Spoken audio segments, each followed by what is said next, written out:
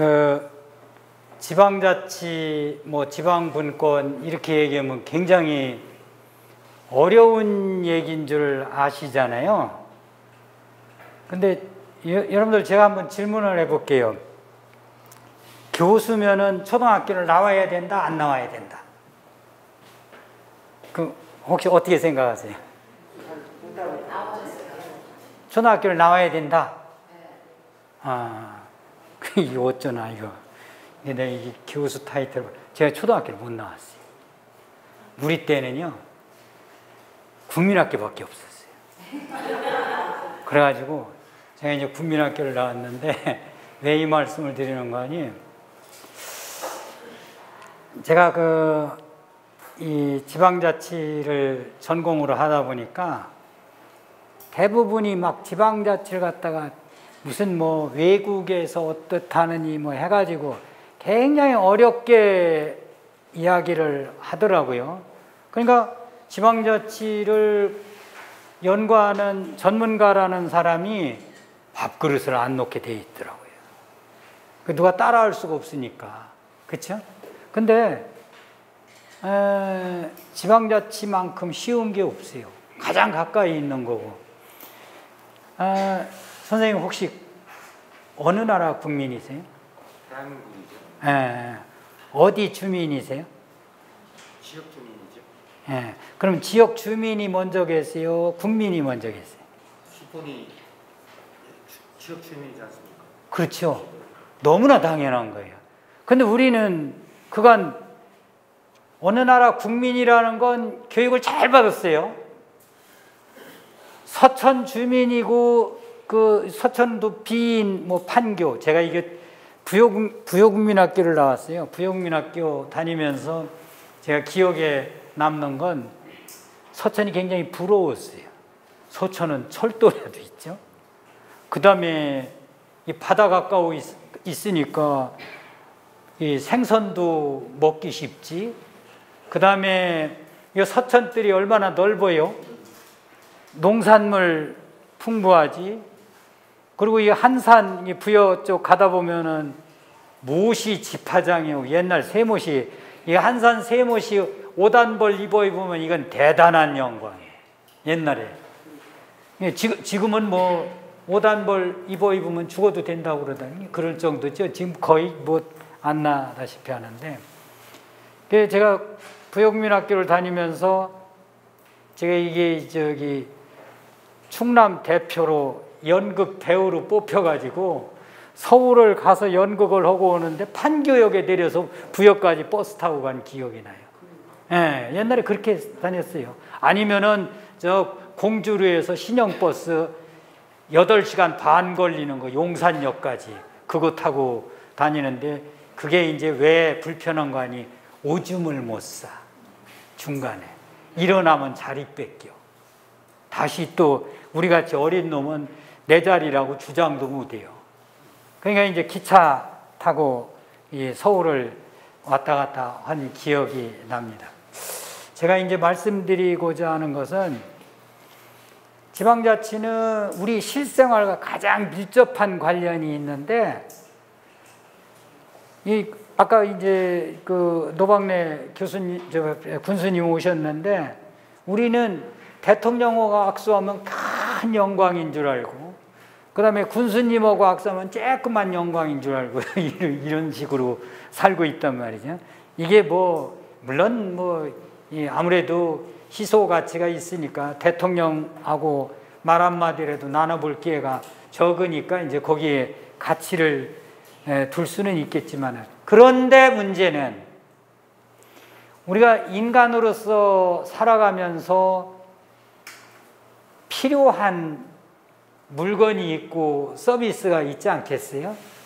근데 이런 것들을 대부분 국가가 만들어주는가 아니면은 서천군이나 충청남도가 만들어주는가 한번 고민해 보신 적 있으세요?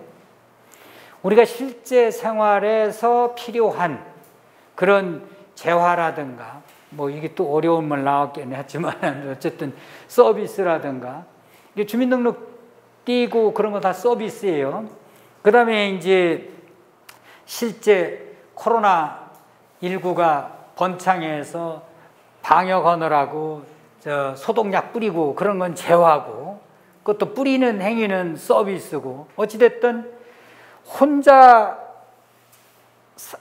궁극적으로 혼자 살아가는 인간이지만은, 그러나 혼자로서는 모든 걸 다 해결할 수 없으니까 모여 살 수밖에 없는 거잖아요. 그렇죠?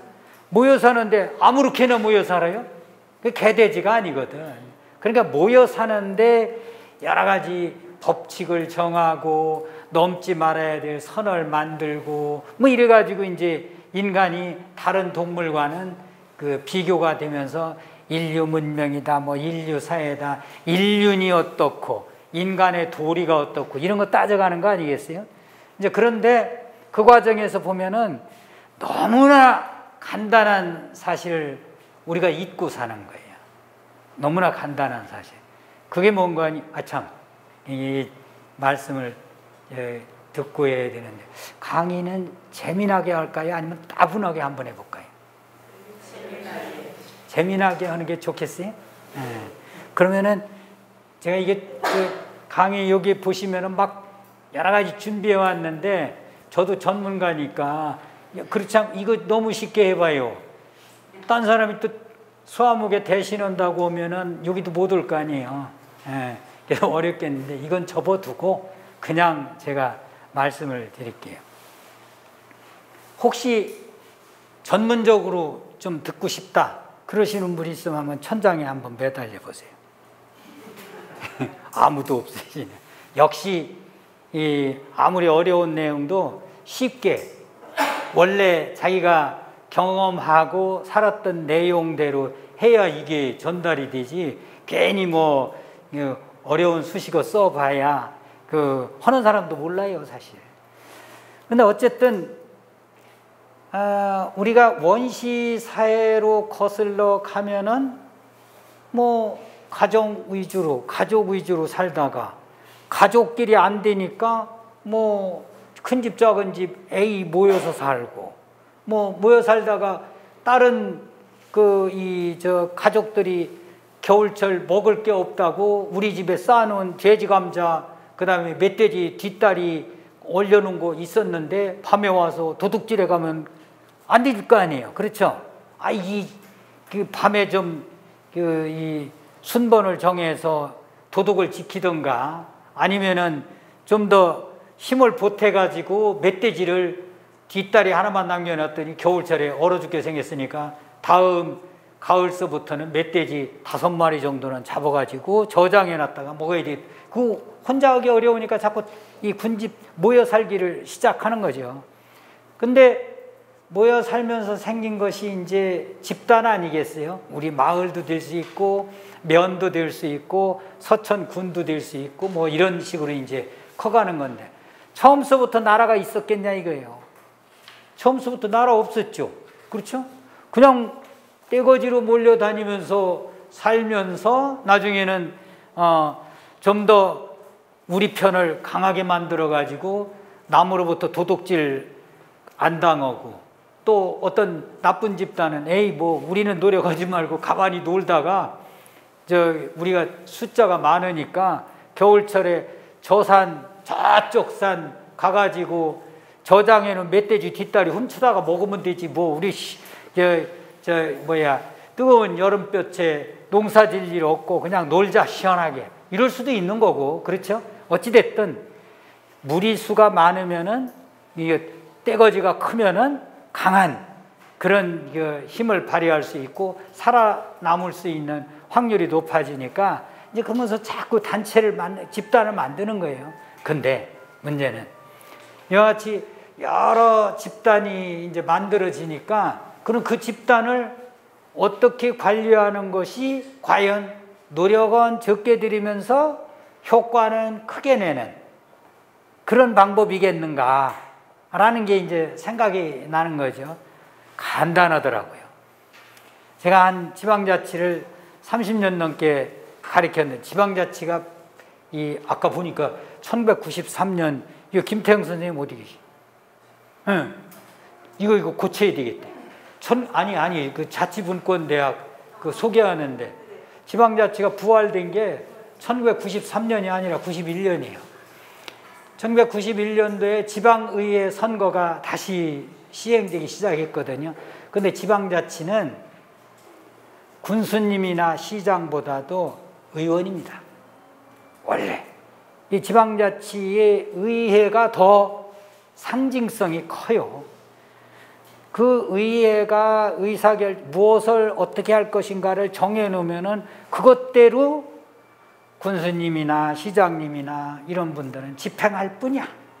다만 시시콜콜한 것까지 지방의회에서 정할 수가 없으니까 이런 경우에는 이런 범위 내에서 이 일을 처리할 수 있다고 포괄적으로 이제 의사결정을 해주는 그런 저기죠. 그래서 그 유럽이나 이런 데 가면은 그 지방자치단체를 대표하는 사람이 의회 의장이지 시장이고 이런 사람들이 아니에요. 전통적으로 보면. 우리도 마찬가지죠, 뭐. 우리도 마을에서 우리끼리 뭘 할까 그러면은 이장이 마음대로 이렇게 할 거야 할 수 있어요? 그렇게 못 하잖아요. 이장은 그냥 모이시오 하고 공지하고, 옛날 구장이라고 그랬죠. 우리 구장이 그 옛날 제가 기억에 남는 게 50년대 이렇게 미국에서, 지금은 뭐 우지 주었다고 그러면은 큰일 나는 줄 알지만은 옛날에는 쇠기름 같은 거 이런, 아마 기억나실 거예요. 드럼통으로 한 동네에 거의 뭐 하나 두 개, 큰 동네는 두 개 주고 그러는데, 그거 주면은 구장님이 저 언덕배기 올라와서 징 뻥뻥 친 다음에 저 원조 물품 받으러 오라고. 그러면 쏜살같이 양푼떼기 들고 가서 우지죠, 우지. 사실 쇠기름 뭐 이렇게 응고된 거, 그거 이제 푹 삽으로 떠주면은 그거 가지고 와서 그 집에 가서 무 잔뜩 썰어 놓고 그거 끓여 먹던, 지금 아마 우지로 라면 만들어 가지고 큰일 난 사건처럼 이제는 우리가 어느 정도 먹고 살만하니까 그 품격도 생각하고. 그런데 어찌됐든 사람이 모여 사는 방식에서 여러 뭐 계모임도 있고 뭣도 있고 쭉 이제 단체가 만들어지고 그러는데, 그 단체를 가장 잘 관리하는 거 혹시 생각해 보셨어요? 어떻게 하는 게 가장 잘 관리할 것 같다?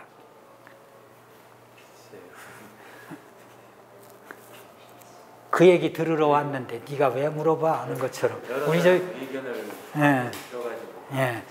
저희 뽀빠 이상용 씨가 이거 서천 출신이에요. 외갓집이 부여예요.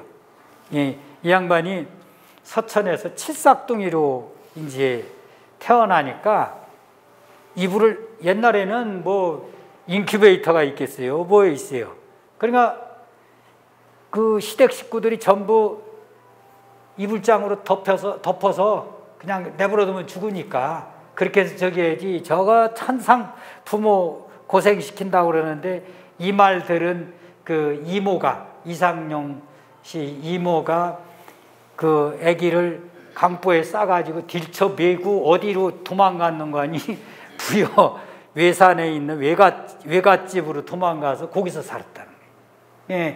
이 상용이 형이 그런 얘기를 하면서 서천 생각하면 자기 죽을 뻔한 거 생각난다. 고향 가끔 오시나요? 고향에 와서는 재밌는 얘기 안 하죠. 하도 재밌는 얘기를 했어서 내가, 형은 집에 가서도 그래? 그랬더니 야, 집에서 돈 벌 일이 있니? 그런 얘기 하더라고요. 어찌됐든 이 인간이 여러 사회를 만들고 뭐 사회 나가서 이런 모임 저런 모임 만드는데 별거 아니더라고요. 같은 것은 같게 관리하면 되고 다른 것은 달리 관리. 예를 들어서 위친께하고 친목께하고 성격이 다른데, 그렇죠? 근데 그걸 갖다가 개 모임이니까 똑같이 해버려. 한날 모여서 뭐 이쪽 위친께 친구, 친목계 친구 똑같이 해가지고 저기 할 수 있겠어요? 아니라는 거예요. 그러니까 서천군이라는 집단을 관리하는 방식하고 나라를 관리하는 방식이 달라야 된다는 거예요. 그러니까 나라의 관심사항하고 서천군의 관심사항하고 같아요, 달라요? 같은 것도 있고 다른 것도 있죠. 그렇죠? 같은 것은 국가 거로 가라는 얘기예요. 국가가 하면 된다는 얘기예요.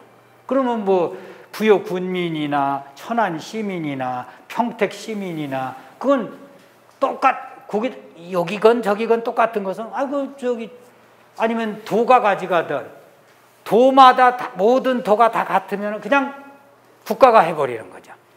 근데 충남하고 경기도하고 다른 걸 갖다가 같게 관리하려고 해봐요. 힘도 들고 효과도 없다는 거예요. 그러니까 충남은 충남대로 하고 경기도는 경기대로 하고 그 다음에 충남도에서 다 같은 줄 알았더니 서천군하고 부여군하고 보령시하고 다르더라. 그럼 보령시는 보령시서 하고 그 다른 것은 또 서천군은 서천군대로 하고 또 부여군은 부여군대로 하고 이렇게 하는 것이 가장 좋더라는 거죠. 지방자치 다른 거 아닙니다. 지방마다 다른 것은 지방자치단체가 하고 이 지방 저 지방 다 똑같은 것은 뭐 충남도가 하든 아니면 이도 저도 다 똑같은 것은 국가가 하든 이런 식으로 하면 된다는 거예요.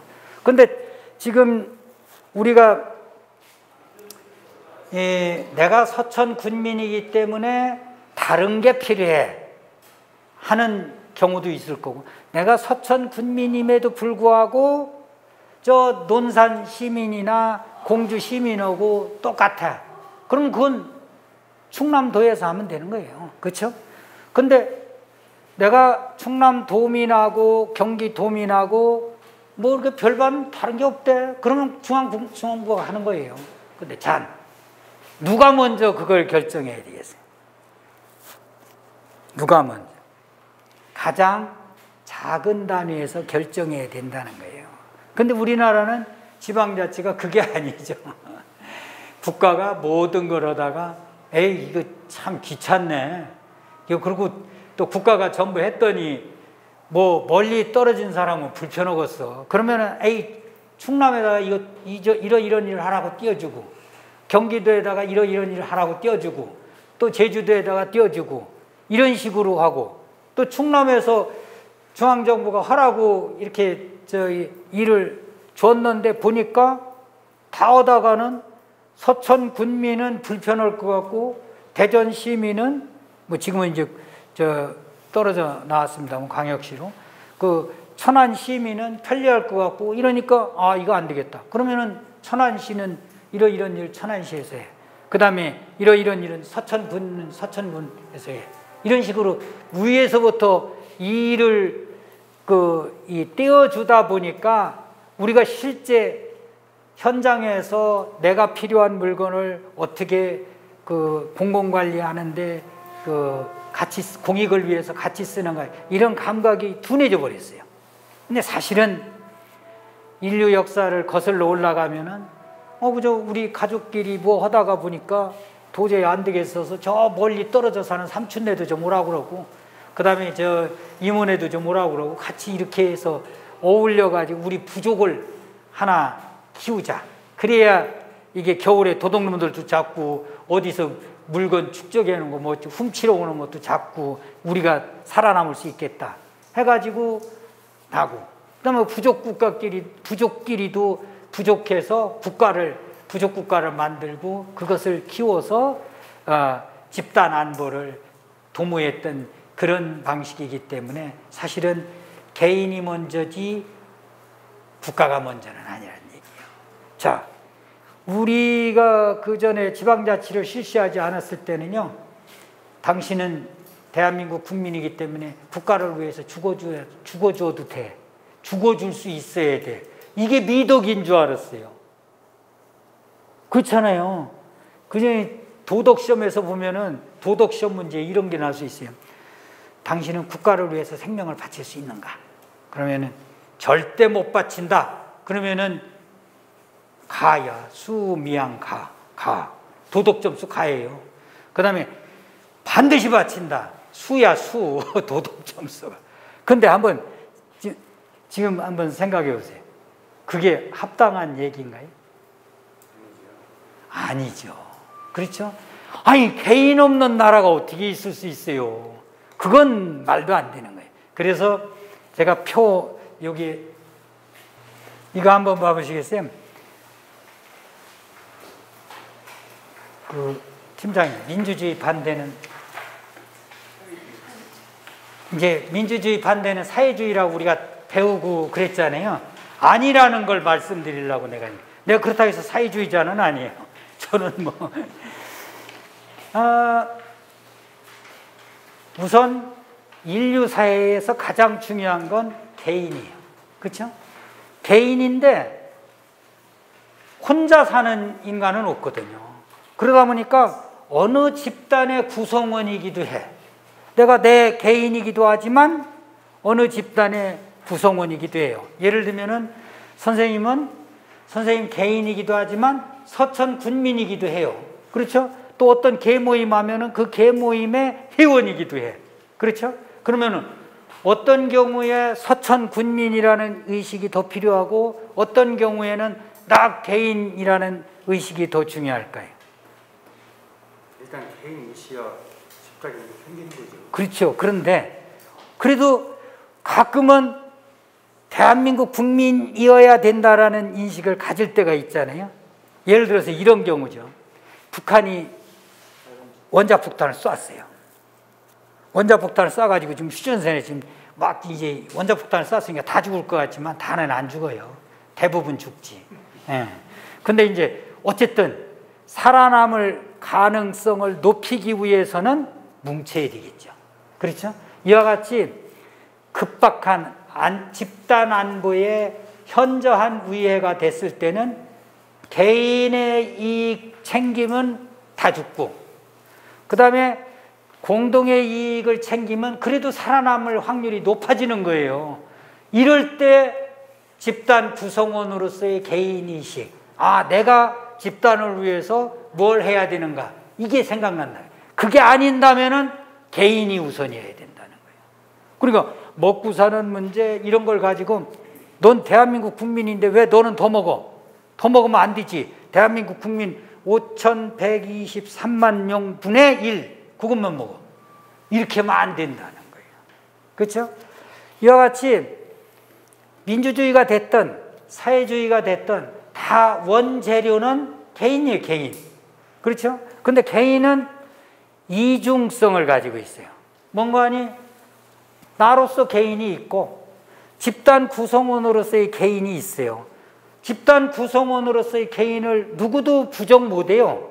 그러니 국가가 있을 필요성, 서천군이 있어야 될 필요성, 충청남도가 필요한지 아닌지 또 의견이 분분하겠지만 어쨌든 충청남도가 있어야 될 필요성에 따라서 내가 도민으로서의 역할을 다해야지, 내가 서천군민으로서의 역할을 다해야지, 아니면은 뭐 그런 거 관계없이 내가 잠자고 싶은데 내가 그 개인적인 욕망이야 뭐 하고 잠을 잘 수도 있는 거고 그런 거예요. 그렇죠?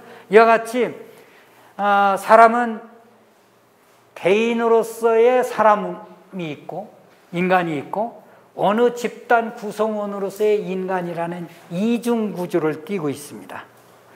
근데 이제 이 이중 구조에서 갈등이 생기는 때가 많아요. 왜 그런 거 아니에요?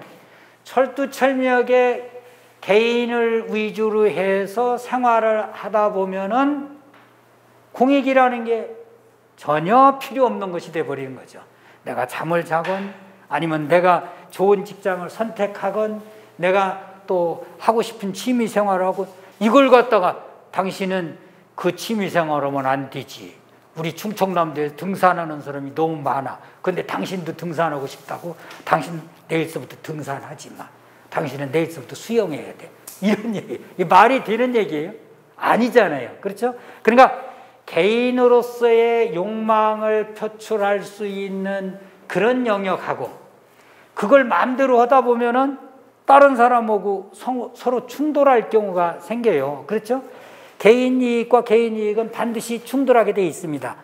무작정 인정을 해주면. 그런 경우에는 어떻게 되겠어요? 조금 자제하고 상대방도 자제하고 그래야 될 거 아니겠어요? 그만큼 겹치는 부분이 공익이거든요. 그렇죠? 근데 그 공익의 구성 성분을 어떻게 보느냐에 따라서 민주주의냐 사회주의냐가 달라진다는 거예요. 철두철미하게 개인으로서의 존재 가치를 우선하는 것이 민주주의고 민주주의잖아요. 그렇죠? 백성민자. 그러니까 인간이 주체가 되는 그런 사상은 민주주의고, 사회주의는 뭐냐? 집단이 우선이어야 돼요. 그게 사회주의. 사회라는 집단이 가장 우선시 되는 게 사회주의예요. 그런데 아무리 사회주의라도 내가 잠을 이쪽으로 구부리고 자야지 저쪽으로 구부리고 자야지 하는 것까지 집단 논리로 관리할 수 있어요? 못하잖아요. 그러니까 이 지구상에 아무리 악랄한 사회주의라도 가보면은 잠자는 거, 뭐 맛있는 거 먹을 수 있는 거, 이런 것은 전부 개인으로서의 사람 중심을 어느 정도 인정해주고 있는 거죠. 무조건 다 넌 국가를 위해서 오늘은 좀 짜게 먹어야 돼, 이런 식의 저기를 할 수가 없거든요. 간단한 거죠. 그러니까 민주주의는 개인 이익이 우선이에요. 개인 이익이 우선이기 때문에 전체 이익이 커지는 거예요. 만약에 사회주의처럼 집단 이익이 우선이면은 어떤 행태가 나올 수 있을까요? 집단 이익, 그러니까 우리 마을의 이익을 크게 해야 돼. 내가 아니래도 남이 해줬으면 좋겠어. 나는 오늘 좀 아파. 그러니까 남들이 내 몫까지 좀 열심히들 해줘. 자기가 책임지겠어요? 그건 이미 소련이라든가 이런 공산주의 국가, 동구 유럽 같은 데, 동독 같은 데에서 이미 갈라진 거예요. 지금 이 시대에 사회주의 사상이 좋으니 민주주의 사상이 좋으니 이렇게 따지는 건 참 머저리 같은 인간이, 따지고 보면. 결국은 민주주의는 개인 이익을 우선하다 보니까 빈익빈 부익부 현상이 나타나겠죠. 가난한 사람은 더 가난해지고 부자는 더 부자가 되겠죠. 그렇죠? 그러니까 그걸 막기 위해서 공동체를 만드는 거예요. 공동체가 뭐겠어요? 서천군, 충청남도, 대한민국, 이게 다 공동체예요. 그러니까 공동체를 위해서 개인이 무엇을 해야 되는가를 부각시키는 거죠, 이제. 그래서 민주주의라 하더라도 개인 이익이 우선이지만은 집단으로서의 서천군, 충청남도, 대한민국이라는 공동체의 필요성을 느끼는 한 그러한 공동이익을 위해서 자기가 할 책임이 뭐다라는 인식이 중요하다는 거죠. 그런데 그런 인식은 국가에서 할당해 줄 수 있어요? 국가에서 할당해 주는 건 우리가 소위 법률상 의무라고 그래가지고 국방 의무, 납세의 의무, 이런 것 등등이죠. 그렇죠? 나머지는 뭐겠어요? 전부 개인의 이익을 크게, 내가 좀 잘 살려고 노력하는 가운데 그 잘 살려고 노력하는 부분이 서천 군민들끼리 그런 마음이 나면 서천 군이 잘 사는 거예요. 그렇죠?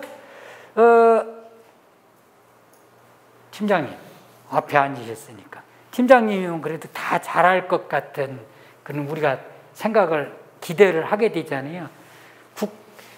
국가 발전이 우선이에요? 서천군 발전이 우선이에요? 서천군 공무원으로서 그래도 대범하게 한번 얘기해봐요. 어렵네요. 여기 뭐라고 할까 봐서 그렇지. 서천군 발전이 우선이죠. 내 마을의 발전이 우선이고 그게 합하면 서천군의 발전이 되고 충청남도의 발전이 되고 대한민국 발전이 되는 건데, 대한민국 발전을 위해서 서천군 희생을 하고 그러면 여기서 좋아할 사람 한번 거꾸로 매달아봐요. 아무도 없잖아요. 아이고, 대한민국 거꾸로 지더라도 서천군만은 잘 살았으면 좋겠다. 이쪽 택하는 분이 그냥 가만히 앉아 있어봐요. 다 그거 원하잖아. 그렇죠?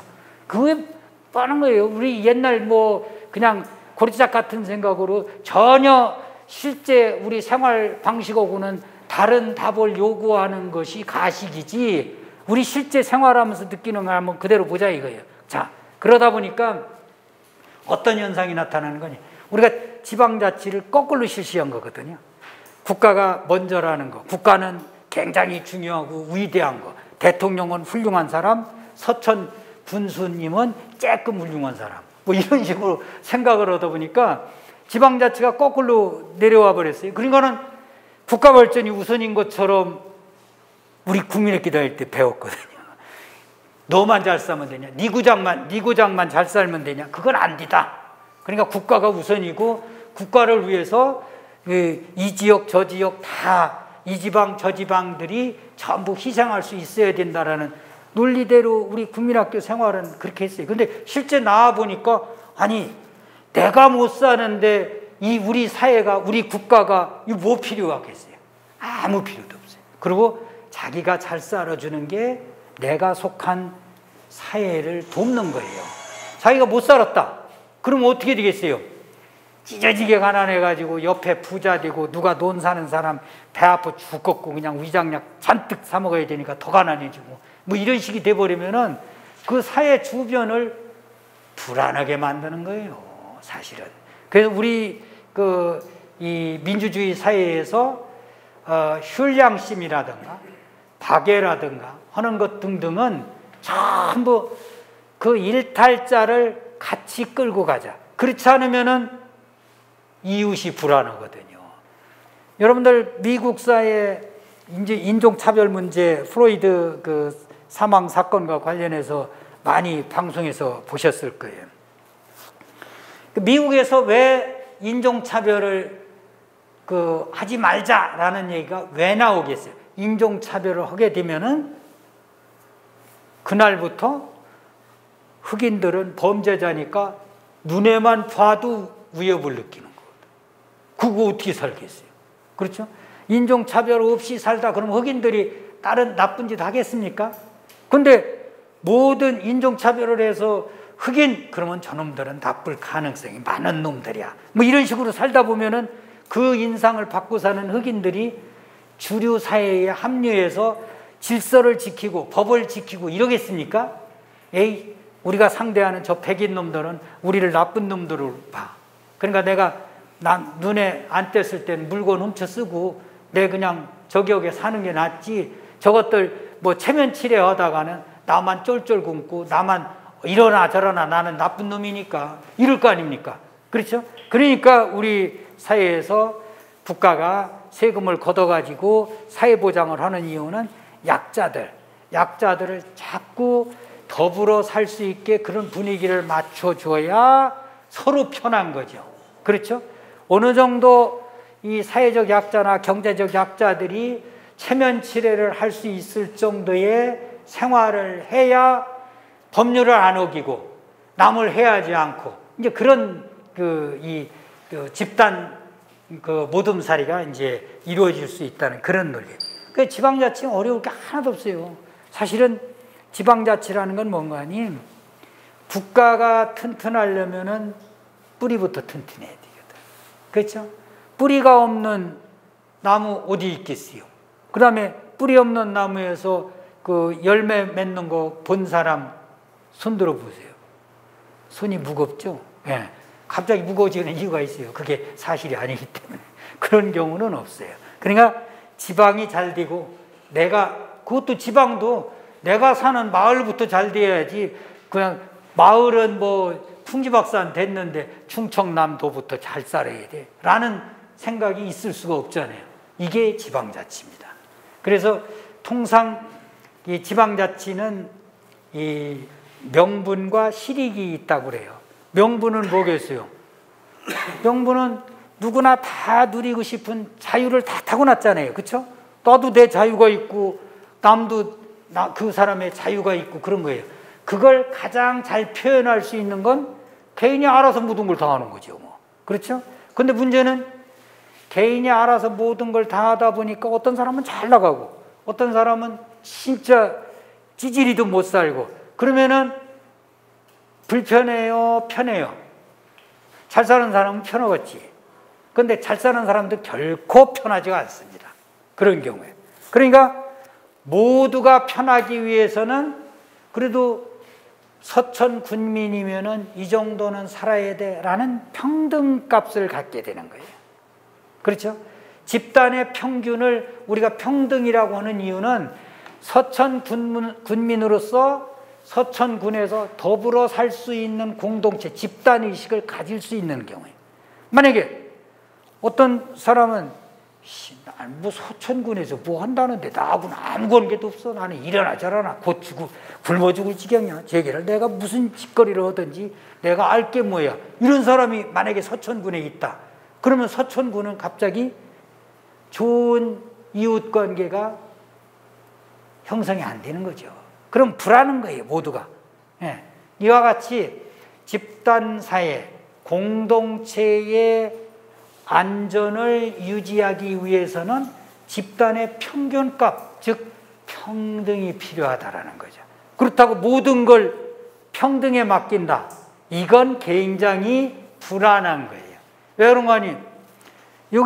아마 여기 오신 분들은 이 상류실까 아니겠어요? 그러면은 여기 오신 분들이 생각했어요. 내 능력이 이만큼인데 서천 군민 평균값으로 하라고 하니까 이 능력 발휘하지 말고 이만큼 이거 여러분 그렇게 하실 수 있는 용기 있으세요? 그건 용기도 아니지, 나태지. 그렇죠? 무책임이고. 그런 경우가 없거든요. 그러니까 우리가 이 보편적 복지라든가 이런 것들이 굉장히 잘못된 인상이라는 것은, 보편적 복지가 띄고 있는 게 뭐겠어요? 누구에게나 다 이 돌봄의 혜택을 누릴 수 있게 해준다는 건데, 아니 어떻게 저 상류층한테 당신은 서천군이 있기 때문에 그래도 그 정도 삶을 유지하는 거라는 인식을 주면은 서천군이 거꾸로지고 망하지, 조금 있다가. 그럴 거 아니겠어요? 그러니까 쉽게 얘기하면은 잘 나가는 지역은 잘 나가는 지역대로 관리하게 내버려 둬야 되는 거예요. 잘 나가는 지역 때문에, 잠깐 가만히 있어봐. 니네 지역 때문에 저 낙후 지역이 지금 불행해지고 있잖아. 니네 잠깐 서 있어, 지둘러. 이러면 이게 지방자치 할 필요가 없죠. 국가가 알아서 그냥 딱 획일적으로 해버리고 말지. 그러니까 우리가 보편적 복지는 전부 똑같이 못 살자, 그런 결과를 나오는 거예요. 미국의 코넬 대학이라는 그 아이비리그 아주 전통적인 명문 대학이죠. 거기에 경제학과 교수가 실험을 했어요. 어떤 실험을 했는가 하니 대학에서 학점은 A 플러스는 몇 퍼센트, A 제로는 몇 퍼센트, B 플러스는 몇 퍼센트, 이렇게 할당이 돼 있어요. 대부분 할당이 돼 있는데 이 양반이 실험을 했는데 어떻게 했는가 하니, 수강생이 100여 명이 있을 때, 자, 이번 학기는 학점을 여러분이 원하는 대로 주겠다. 자, 종래처럼 시험을 봐가지고 등급별로 해서 학점을 받을 것인가, 아니면은 여러분들이 전부 시험을 보고 그 시험 점수를 합하고 여러분 수강생으로 딱 n분의 1, 100명이면 100분의 1로 나누는 거죠. 그 점수에 해당하는 그 학점을 똑같이 받을 것인가. 이 학교는 학점이 짜기로 유명해가지고 자살률이 세계에서 최고 높은 대학이에요. 그러니까 아주 시골에 있기도 하지만, 그러니까 공부밖에 할 게 없어요. 그러니까 자살률이 높아. 그러니까 학생들이 어떤 생각을 했는가, 야, 이게 잘 됐다. 그러면 이 한 과목 부담을 줄이고 다른 과목 열심히 해서 학점 따면은 이거야 따놓은 당상이니까 내가 않더라도 남이 할 테니까. 그러고서 난 두 번째를 택했어요. 그러니까 모든 사람이 시험을 보고 그 시험 점수를 합하고 수강생으로 나눠서 평균값으로 학점을 모두 받기로 한 거예요. 중간고사를 봤어요. 중간고사를 봤더니 중간고사 평균이 74점이야. 74점이 C입니다. C. 그 C를 전부 받았어. 어떤 사람은 90점 맞은 사람도 있을 거 아니에요. 열심히 해가지고. 이 학생이 가만히 있고 뿔따고 안 하는 거야. 아니, 어떤 놈이 뭐 안 한 거야, 이거? 어떤 놈이 안 했기에 내 이 점수가 이 모양 이 꼴이야? 내가 이거 괜히 16점 남한테 도와준 것밖에 더 되잖아. 에이씨, 내가 기말고사 때는 공부 안 해. 내가 왜 이거 해? 다른 과목 해가지고 다른 과목 점수 잘 받고 이건 어차피 남과 더불어서 똑같이 받는 놈은. 그래 기말고사를 봤어요. 기말고사 평균 41점.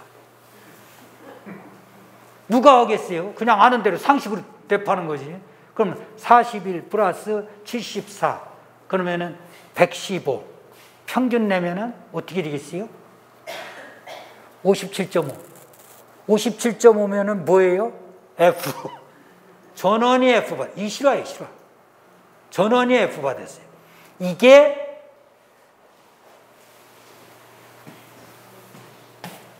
집단 전체의 이익을 우선해서 평균값으로 주는 사회주의의 모순이에요.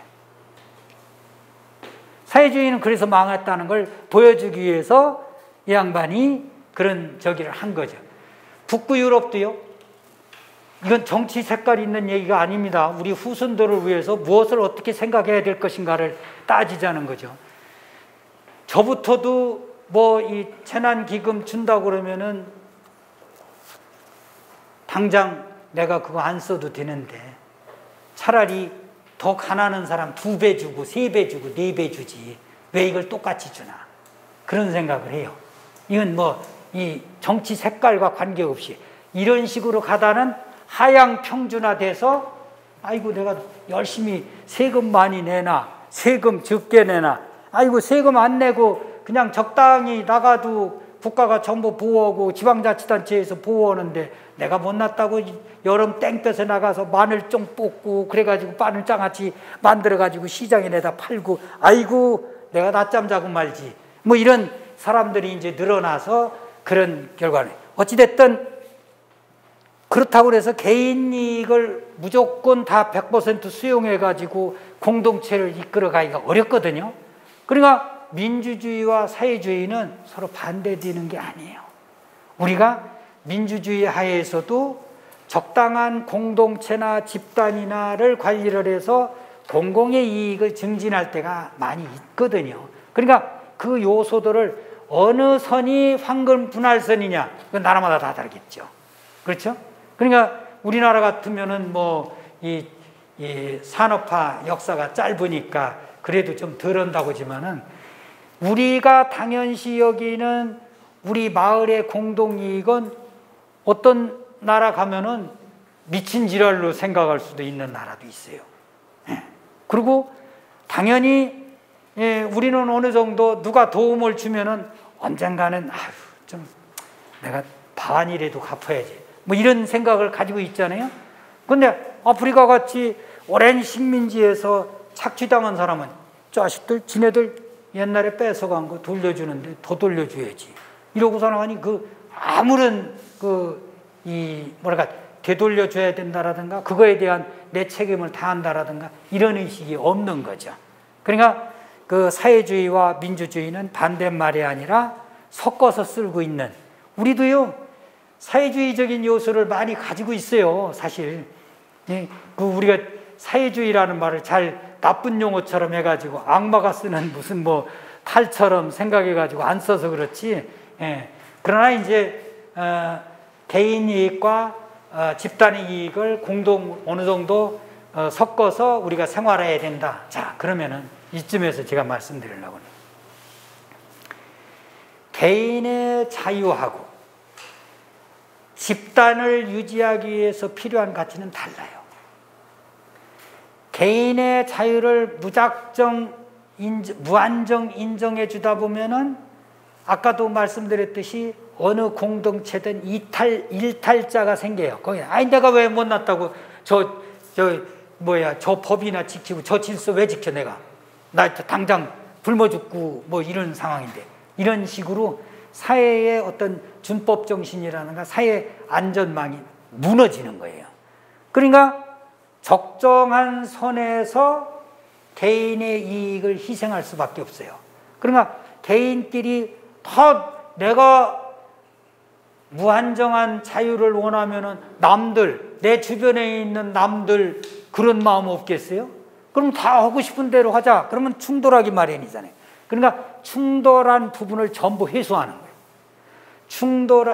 개인의 이익이 충돌하는, 개인의 자유가 충돌하는 영역을 전부 회수해 가지고, 자, 지금서부터 퀴즈 이거 맞추시면은 자치분권대학에서 100년 뒤에 소나타 한 대 드리는 걸로 이렇게. 소나 타는 거니까 그게 뭐겠어요? 소가 타는 게 뭐 딴 게 있겠어요? 어찌됐든 요 지금 개인의 자유하고 그 집단 공동체의 가치하고가 다른데, 만약에 한 예를 들어볼게요. 지금 원시사회예요. 원시사회인데 여기서 살던 내가 저쪽 바닷가에 가서 고기를 잡으러 가는 거예요. 거기에 가니까 뭐 참돔이 잘 잡혀. 나만 아는 비밀이야. 그래서 이제 그리 가다가 딱 우연히 어느 날 보니까 중간에 이쪽 사는 또순이가 저쪽 고사리 꼬지로 고사리를 따라가다가 만난 거예요. 야, 너 어디 가냐? 응, 너는 어디 가냐? 그러면 아니, 그거 비밀이야. 얘기 못 해줘. 얘기해 주겠어요? 그 뭐 안 해주는 거예요. 딱 부딪혔어. 내가 먼저 가야 돼. 내가 먼저 가야 돼. 그런데 그런 상호 충돌할 때 그걸 충돌한 당사자에게 모두 맡기면 어떤 일이 벌어질까요?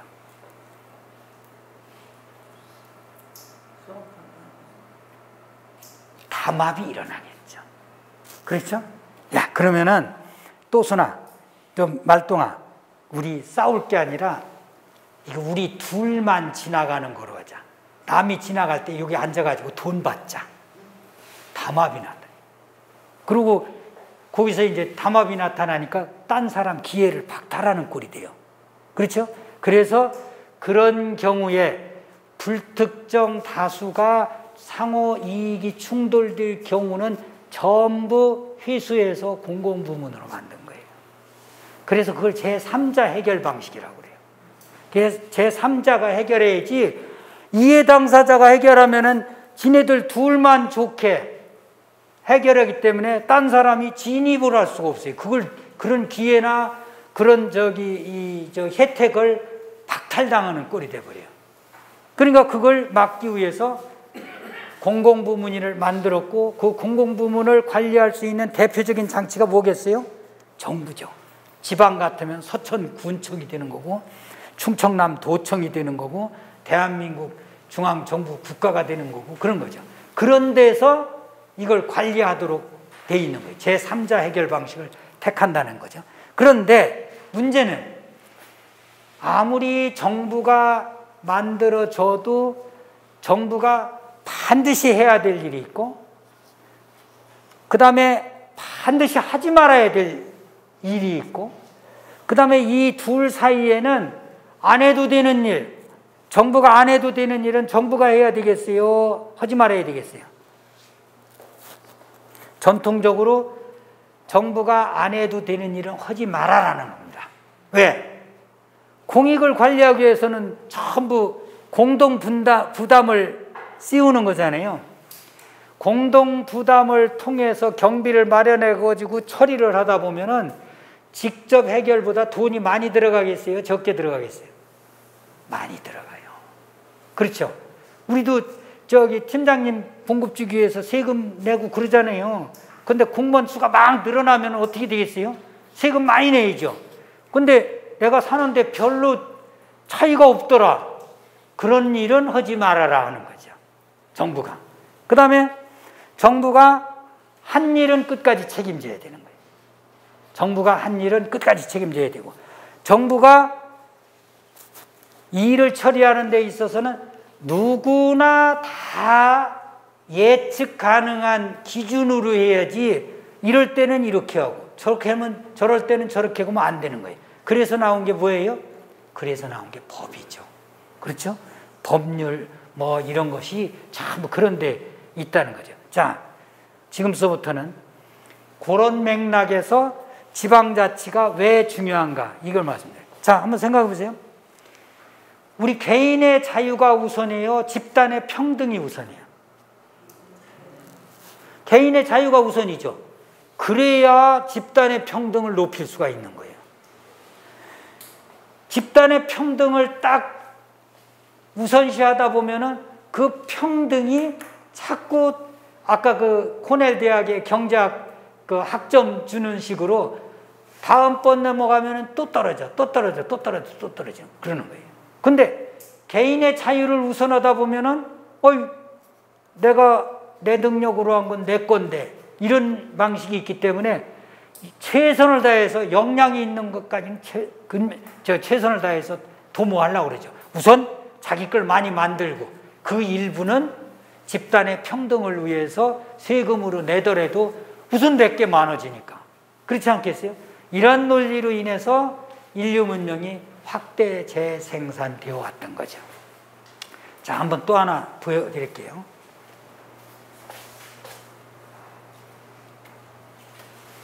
그래서 이제 우리가 개인주의하고 집단주의를 이제 한번 비교를 해보겠는데요.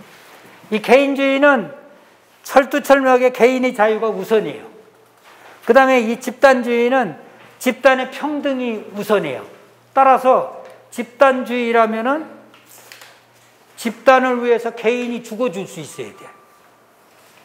무슨 말씀인지 아시죠? 나라를 위해서 당신 당장 좀 죽어줘야 되겠는데, 이거 수긍할 사람이 있어요? 나라를 위해서 내가 죽어줘야 된다? 이게 있을 수 없는 일이거든요. 예? 네가 잘 살기 위해서 나라는 필요해. 그런데 나라를 위해서 네가 죽어주면 안 돼. 이게 이제 개인주의의 발상이에요. 근데 문제는 이게 이런 게 있어요. 우리가 왜 그런 거 있잖아요. 열심히 돈을 벌었어요. 돈을 벌어서 어느 정도 재산을 축적했는데 노력하지도 않은 놈이 찌질이 가난해. 가난한 놈이 와가지고, 야, 너랑 나랑 서로 가지고 있는 거 합해가지고 똑같이 나눠서 쓰자. 그거 좋아할 사람 있겠어요? 그러니까 결과로서의 평등은 누구도 인정을 안 하는 거죠. 근데 이런 게 있어요. 야, 저기 어디에 가니까 공장이 지금 만들어 세운다는데 거 가서 너 일할래? 나 거 이러는데 좋아. 일단 15만 원 주더라요. 같이 가자. 수단으로서의 평등은 다 어느 정도 인정을 하잖아요. 그것 차이예요. 그러니까 집단주의는 결과로서 같아야 돼. 집단주의는. 근데 개인주의는 결과로서는 다 다를 수 있어요. 근데 다만 어떤 결과를 얻기 위해서 수단으로서는 기회평등이라든가 이런 건 인정을 한다는 얘기죠. 그래서 우리가 어느 집단의 공동체를 유지하기 위해서 그 집단의 평균값, 평등을 실현해야 된다는 데는 누구도 부인을 안 해요. 평등 좋은 거야. 근데 평등보다 우선하는 게 원초적인 게 개인의 자유거든요. 그러면은 평등이라는 것은 굉장히 불편한 현실이야. 현실적으로 보면. 그렇지 않겠어요? 예를 들어서 열심히 노력하는 사람, 안 한 사람, 또 재산이 없는 사람, 이런 입장에서 보면은 평등은 의지할 것이에요. 근데 다른 곳에 의지해야 살 수 있는 사람은 그 민주주의를 이끌어 나가는 이 성분으로서 훌륭한 거예요? 훌륭하지 않은 거예요? 전혀 훌륭하지 않은 거예요. 그렇죠? 민주주의라는 게 뭐겠어요? 개인을 우선해가지고 역량을 충분히 발휘해서 개인이 노력한 만큼 개인이 가질 수 있도록 해주고, 네 거니까 네가 알아서 해.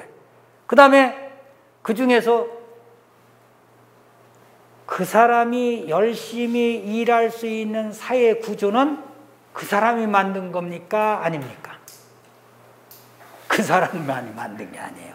모두가 집단을 이뤄서 공동체라는 의식이 있기 때문에 법률도 나오는 거고 그런 거잖아요. 그러면은 네가 타고난 역량을 충분히 발휘해서 그렇게 잘 살 수 있게 된 것은 네 역량 탓도 있지만 또 네 역량을 충분히 발휘할 수 있도록 만들어준 사회 구조라는 게 있거든요. 그럼 그 사회 구조에 대해서 저기 일반에 책임을 져야죠. 그럼 그 사회 구조가 깨지지 않게 해서 너무 못 사는 사람도 도와주고 그러려니까 개인적으로 도와주기 어려우니까 정부를 통해서 세금을 내가지고 정부가 그런 사회 구조를 계속 끌고 갈 수 있도록 해야 내가 잘 사는 거 아니겠어요? 팀장님 봉급 얼마 받냐고 그러면은 대답 안 할 거잖아요. 그렇죠?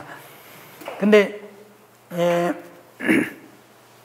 우리가 통상 이제 이 생활을 하다 보면은 어느 정도 여건을, 어느 정도의 보상을 받느냐, 내가 한 일에 대해서 보상을 받느냐 하는 것 등등은요, 자기 역량 때문은 아니더라고요.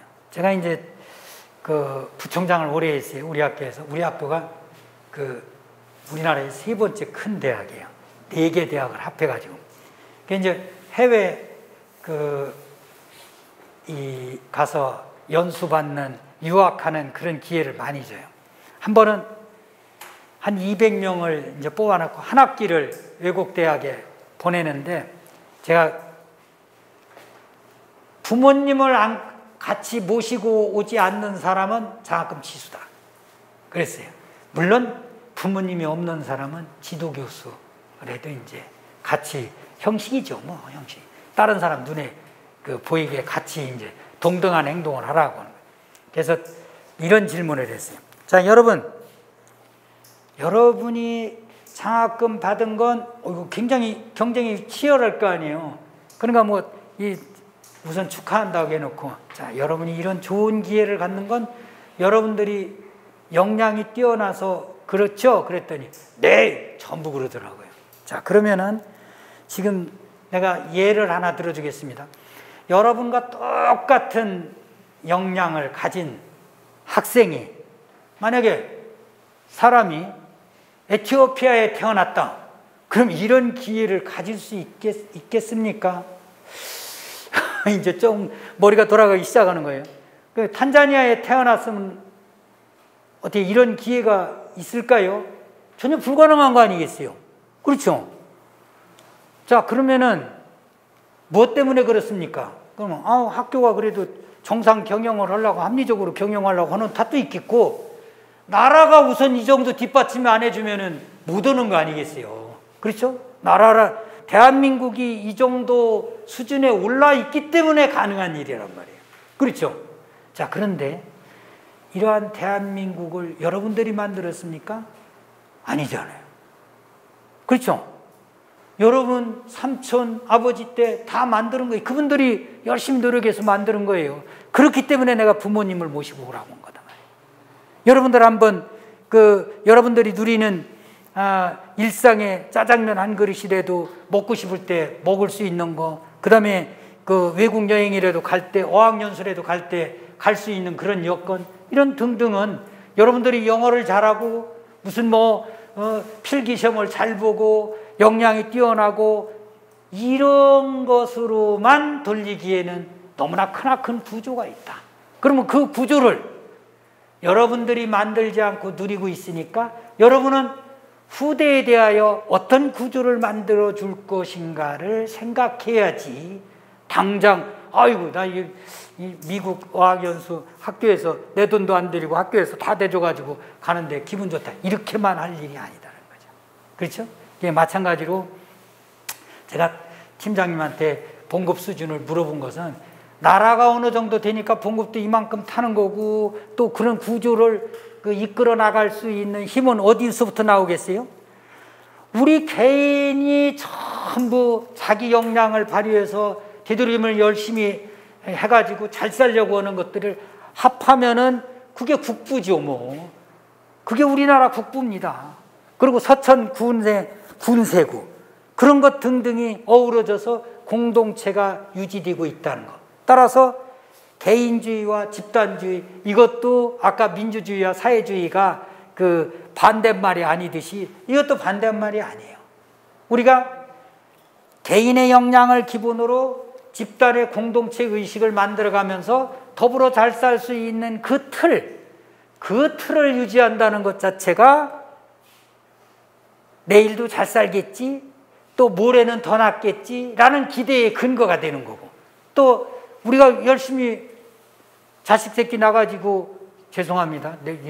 내 자식만 욕하려고 했는데 또 남의 자식까지 욕하는 꼴이 됐는데, 우리가 자손들을 낳아서 교육을 잘 시키고 그 다음에 웬만하면은 걔네들이 불편하지 않도록 살게 만들려고 하고, 왜 그러겠어요? 왜 그러겠어요? 그것은 우리가 만든 틀이 계속 유지되기를 바라는 거죠. 그 이상 되기를 바라는 거죠. 그렇죠? 꼭 뭐 내 자식만 저기 하는 게 아니라, 예를 들어서 내 자식만 잘 살고 그 다음에 사회는 깨져버려서 곤란하다, 그 지경이 되면은 내 자식도 불편한 거예요. 내 자식 장래도 없는 거예요. 마찬가지란 얘기죠. 그래서 우리가 누구나 다 돈을 좋아하죠. 돈 싫어하는 분 계신가 봐. 돈 싫어하시는 분 땅으로 꺼져봐요. 다 좋아하죠. 돈은 많으면 많을수록 좋아요? 적으면 적을수록 좋아요? 그렇죠. 그러면 돈을 왜 많이 갖고 싶어 할까요?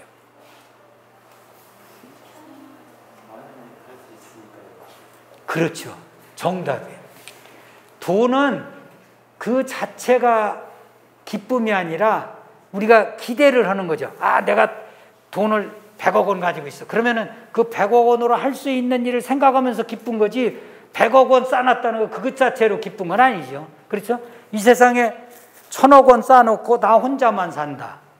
돈의 가치가 있을까요? 없을까요?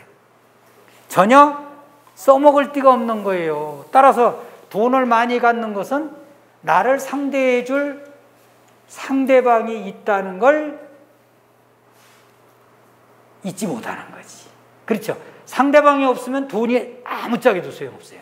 다시 말해서 내가 열심히 해서 우선 돈을 많이 갖고 그 돈을 통해서 할 수 있는 일을 생각하면서 오늘도 즐겁고 내일도 즐겁고, 아, 내일 포르쉐 한번 타다 그냥 강물에다가 빠뜨리고 그 다음에는 뭐 한번 다시 바꿔 탈까, 뭐 그런 사람은 없겠지만 극단적으로 상상을 해본다면 별 생각을 다 해볼 수 있는 거 아니겠어요? 근데 문제는 이 돈을 상대방이 없으면 절대 쓸 수 없다는 거. 그런데 상대방은 무시해버리잖아요, 대부분.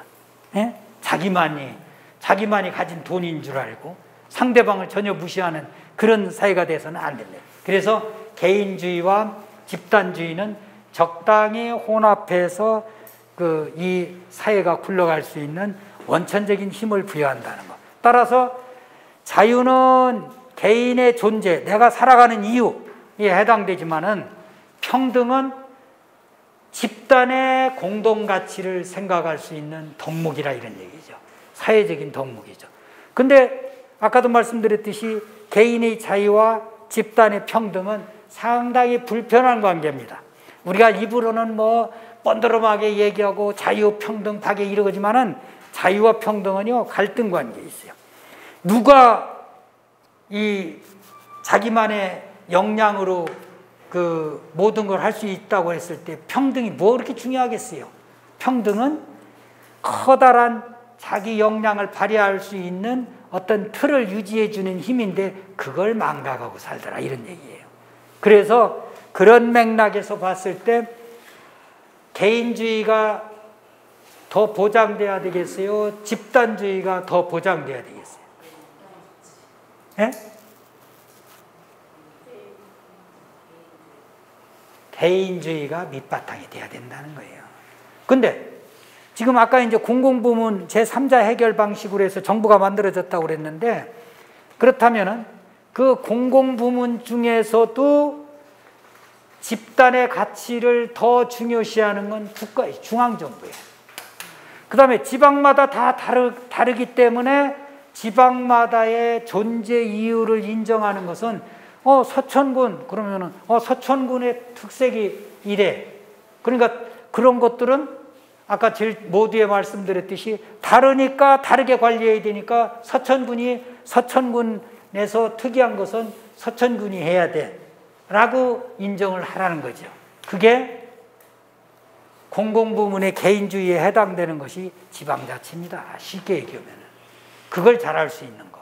그걸 인정해 주지 않으면은 이 나라가 전체적으로 잘 살기가 어렵다는 거죠. 한계가 있어요. 지방자치를 실시하지 않는 나라가 경제 부국으로 이렇게 대두된 그런 경우는요, 대부분이 한계가 있다는 거예요. 여러분들 중국, 여기 큰 나라 중국 아시잖아요. 어떤 사람이 이런 얘기를 합니다. 중국이라는 나라가 공산당 일당 독재인 줄 알았더니 갔더니 지방자치제가 잘 되고 있더라, 이런 얘기를 해요. 굉장히 모르는 얘기입니다. 겉으로는 뭐 지방 성장이나 서기장이나 이런 사람들이 다 할 수 있는 것 같아요. 그런데 언제라도 중앙정부가 그걸 무시할 수 있는 채널이 있기 때문에 눈치 보면서 하는 거예요. 그러면 그 성장이나 이런 사람들이 인민들 눈치 보겠어요? 시진핑 눈치 보겠어요? 당연하죠. 그렇기 때문에 중국 정부가 한계가 있다는 겁니다. 집단주의의 한계가 아까 사회주의의 한계와 비슷한 그런 맥락에서 이제 그 설명이 되는 거죠.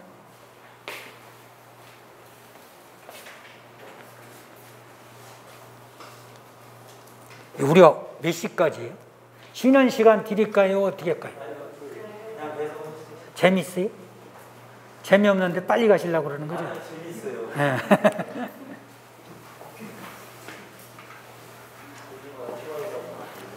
이거 한번 봐보세요.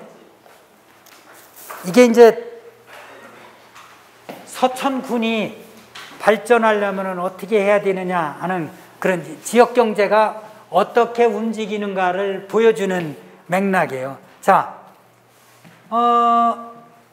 여기 그 서천군에서 태어나지 않고 서천군으로 이사 오신 분들. 예. 5분의 1이시네요. 예. 20%. 이와 같이 인구라든가 돈, 기술 이런 것 등등은요 왔다 갔다 하는 거예요. 왔다 갔다 하는 거죠. 그러면 그 어느 지역이 서천군이 많이 발전한다는 얘기는 서천군에서 태어나지 않은 사람이 서천군에 살기 위해서 막 모여드는 거예요. 저 논산시에 있는 자본이 서천군으로 오는 거예요. 여기서 경제활동을 하려고. 그 다음에 다른 데서 개발된 기술이 서천군에 들어오는 거예요. 이게 이 지역이 발전하는 겁니다. 그런데 반대로 이게 아니라 다른 지역에서 이런 것들이 서천군으로 들어오는 것도 있지만은 인구도 빠져나가, 돈도 빠져나가. 서천군에서 기껏 개발한 기술이 있었는데 그거 하나밖에 없었는데 못이 이게 쩐지에다가 이렇게 쩐지 아시죠? 쩐지. 이게 쩐지도 몰라요. 쩐지에다가 못이 그 탈에 이렇게 놓고서 나가니 하나씩 빼가지고 그 아낙네들 무릎팍에다가 쓱쓱쓱 그 침 발라가지고 가끔가다 연날까지 우리가 못이 옷 입으면서 아낙네 침 바른 거 여기다 그냥 등거리에다가 다니고 있는. 어쨌든 그런 기술도 한산에 기념관 있었는데 기념관에 있던 기능장들이 아이고 내 서천군 지원도 얼마 안 되고 난 부여군 가서 할래. 그러고서 나가니 부여군으로 가버렸다. 그러면은 서천군 발전이 되겠어요? 안 되죠. 이 지역 외로 유출되면 그런 걸 지금 나타내고 있는. 이런 것 등등은 전부 흘러다니는 것들이야. 그런데 딱 군 경계에서 맞고 너 어디가? 못 가. 이럴 수 없잖아요. 그렇죠? 그러니까 이건 자유자재로 흘러다녀요. 그러니까 가급적 어느 지역이 발전하려면은 좋은 사람, 깡패 집단 이런 건 받아들일 필요 없이 좋은 사람들, 아이고 서천군에 가니까 사람 살만나. 그쪽은 인심도 좋고 공기도 맑고 좋은 지역이야. 환경도 잘 관리됐어. 미세먼지도 없대. 그리고 신종 코로나 같은 것도 청정 지역이래. 몇 사람이죠? 서천군은? 없이요? 왜 쓰고 있어요? 마스크 왜 쓰고 있는지 모르겠어요. 저한테 옮을까 봐요. 그래서 이제 이게 떠돌아다니는 이걸 흐름 현상이라고 해요. 흘러다니는 거. 근데 우리가 이제 경제 활동을 할 수 있는 건 서천군에다가 자동차 공장 세웠다. 한번 생각해 보세요. 타산이 맞겠어요? 주변에서 안 받쳐주는데 부품 공장이라든지 다 그 지역이 어떤 경제활동을 할 수 있는 것은 주변 여건과 관련해서 서로 상호작용하는 거예요. 예를 들어서 무슨 아까 말씀드린 대로 기관차 공장을 세웠다. 그러면 기관차 공장에 주변에서 부품을 댈 수 있는 여건이 형성이 돼야 되는데, 군산에는 바퀴 공장, 부여에는 무슨 엔진 공장 이런 게 있어가지고 서천에서 조립한다라든가 이런 게 있어야 되는데 택도 없이 그것만 할 수가 없다 이런 얘기예요. 그러니까 이 두 가지는 서로 상호작용을 하는 거예요. 그러다 보니까 어떤 때는 잘 되고 못 되고 그래요. 이게 흘러다니다가 지역의 유출이 너무 많다 그러면은 서천군이 정책을 잘 해가지고 안 빠져나가게, 좋은 것 많이 들어오게 이런 식으로 이제 해야 지역 경제가 잘 작동이 되는 거고, 요 과정에서 다른 지역과 서로 협력하면서 하나의, 영어로 얘기하면 클러스터 같은 거, 이런 거로 해서 상승 발전해서 시너지 효과가 누리는 그런 맥락이거든요. 그런데 서천시의 특수한 상황이 반영되지 않는 정책, 예를 들어서 서천군은 부여군하고 보령시하고도 다른 뭐가 맥락이 있는데 충청남도에서 그걸 결정해서 했다, 아니면 중앙정부가 그걸 결정해서 했다, 그럼 저거 지켜나겠어요? 그 안에서 서천군 못 살면 부여군에 살고 가서 보령시에 가서 서울로 가고 그러면 되는 거고, 국가 입장에서는 뭐 차이가 있겠어요? 바로 이 지방자치가 좋은 점은 그 지역의 특수한 여건, 그 지역이 잘할 수 있는 것을 할 수 있게끔 정책을 만들어갈 수 있다는 데 있다는 거죠. 그래서 이제 저런 것 등등을 하다 보니까 지역별로 같을 필요가 없는 거예요. 그렇죠? 서천, 그러면 서천 나름대로 잘할 수 있는 사업을 해야지, 전국 평균 내가지고 서천군도 전국적으로 자동차가 몇백만 대 생산되니까 서천군에서도 몇십만 대, 부여군도 몇십만 대, 이런 식으로 해보면은 경제활동하는데 효과가 적고 효율성도 떨어진다 이런 얘기, 생산성도 떨어진다는 얘기. 어디는 이런 걸 갖다가 지연산업이라고 그래가지고 지역의 특수한 여건에 맞는 그런 지역 특화 사업으로 이제 발전시킬 수 있는 것이 지방자치라는 얘기죠. 이러한 것들은 일종의 의사결정을 통해서 이루어지는데, 이런 의사결정을 중앙정부가 대신할 수 없고 충청남도가 대신할 수 없고, 또 서천군의 일을 인구가 조금 더 많다고 그래서 보령시가 대신해 줄 수 없다는 얘기죠. 그렇죠? 그렇기 때문에 이 의사결정 과정에서 비록 아니다 기다 갈등 관계가 있다 하더라도 그러한 갈등이 지역 현장에서 일어나야 결정되기 쉽고, 결정된 것이 지켜내기 쉽다는 얘기죠. 그걸 갖다가 먼 동네에서 아니면은 무슨 저 중앙정부 어느 이 장관이나 이런 사람이 결정해서는 될 일이 아니다 이런 얘기예요. 따라서 지방자치는 아까도 말씀드렸듯이 개인의 자유를 최대한 보장할 수 있는 장치라는 점에서 명분이 있는 거고, 개인의 자유가 최대한 보장될 수 있는 건 뭐겠어요? 민주주의죠. 근데 이제 우리가 민주주의를 잘 작동시키려면은 자기가 누리는 자유만큼 자기가 어떤 그 사회의 틀을 유지하는데 책임을 져야 되는데, 내가 이만한 자유를 누리면은 내가 이만한 자유를 누리게 만들어주는 사회 구조가 있을 거 아닙니까? 그걸 유지 관리하는 데 따른 비용은 자기가 내야죠. 그렇죠? 이와 같이 자기가 권리를 주장하는 만큼 자기 책임을 다할 수 있는 논리를 개발해야 되는데, 그게 중앙 집권 체제라면은 어느 지역이 국가를 위해서 희생하려고 그러고 누가 국민 전체를 위해서 희생하려고 그러고 그러겠어요. 그게 안 된다는 거죠. 그래서 민주주의의 가장 기본 정신은 모든 그 개인이 자기가 누리는 권한만큼 그 사회에 대해서 책임을 지는 그런 꼴이고, 또 그런 맥락에서 집단의 공동가치를 운영할 때 집단의 공동가치도 가장 작은 마을 단위서부터 면 단위서부터 그 다음에 군 단위, 도 단위, 국가 이렇게 올라가는데 그 단계마다 그것이 합해서 그 등가 관계가 형성이 안 되면은 깨진다 이런 얘기예요. 물론 이제 국가가 있는 이유, 다시 말하면은 서천군이 있는 이유는 서천군민이면은 최소한 서천군의 질서 유지를 위해서, 아니면 서천군의 집단 안전을 위해서 서천군의 질서를 해하고자 하는 그런 범죄자들이 안 나올 수 있도록 최소한의 여건을 만들어줄 필요성이 있다는 거죠. 그게 이제 그 복지 아니겠어요? 그런 맥락에서 복지는 그냥 가난하니까 준다, 약자니까 준다, 불쌍하니까 주는 거다, 이게 아니라 나를 위해서 내가 누리는 자유만큼을 보장하기 위한 사회적인 틀을 유지하기 위해서 내가 책임을 져야 될 부분이라고 이야기를 하는 거죠.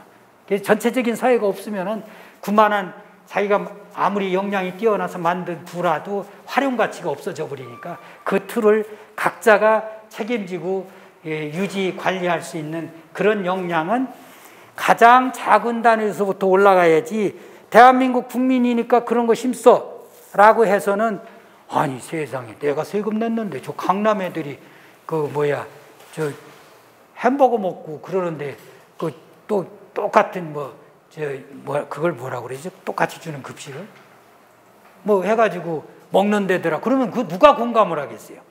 공감을 못 한다는 거죠. 그건 작은 단위에서 서천구는 누구나 다 점심 때 아이들이 굶을 지경이니까 다 줄 수 있는 거고, 강남 애들은 가장 가난한 애도 도시락 2개까지 싸올 수 있는 능력이 있으니까 그건 하나도 안 줘도 되는 거고, 이런 식으로 지역별로 차별화 될 수 있는 것은 다르게 관리하고, 그 다음에 같은 거, 이것은 같게 관리할 수 있는 그런 여과장치가 지방자치라는 얘기죠. 자, 근데요, 지방자치가 이제 두 가지 맥락이 있어요. 제가 이제 우리나라나 일본, 독일 이런 데는 국가라는 관념이 항상 먼저 자리 잡는 거예요. 국가가 있기 때문에 충청남도가 있고 서천군이 있는 거야, 이걸 단체자치라고 그래요.